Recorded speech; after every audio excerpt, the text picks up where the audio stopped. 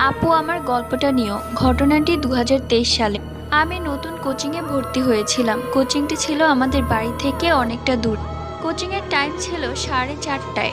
আমাদের পেছনের রাস্তা দিয়ে কোচিংয়ে শর্টকাট যাওয়া যেত, তাই আমি ওই রাস্তা দিয়েই কোচিংয়ে যাই। কিন্তু কোচিং থেকে আসতে আসতে 6:30 বেজে গেল। আমার বান্ধবী আমাকে কিছুটা রাস্তা এগিয়ে দিল। তারপর আমি আমার বাড়ির পেছনের রাস্তা দিয়ে আসছি। আমাদের বাড়ির পেছনের রাস্তাটা ছিল জঙ্গল। হঠাৎ আমি শুনতে পেলাম আমাকে পেছন থেকে কেউ একজন ডাকছে। আমি তৎক্ষণাৎ পেছনে ঘুরে তাকিয়েছি, কিন্তু কাউকেই দেখতে পেলাম। এরকম কয়েকবার হলো। আমি বেশ ভয় পেয়ে গেলাম। তারপর আমি সূরা পড়তে পড়তে বাড়িতে চলে এলাম। এরপর আমি আর সেই কোচিংয়ে পড়তে যাইনি। বাড়িতে এসে মাকে বলেছিলাম। মা খুব বকা দিয়েছিল কেন আমি ওই রাস্তা দিয়ে এসেছি। ঘটনাটি লিখেছে সামিয়া জান্নাত। আর আজকের এই নেইল আর্টটি তোমাদের কাছে কেমন লেগেছে অবশ্যই কমেন্ট করে জানিয়ে দিও। আর তোমরাও ঘটনা পাঠিয়ে দাও, যাতে নেক্সটে আমি তোমাদের ঘটনা বলতে পারি।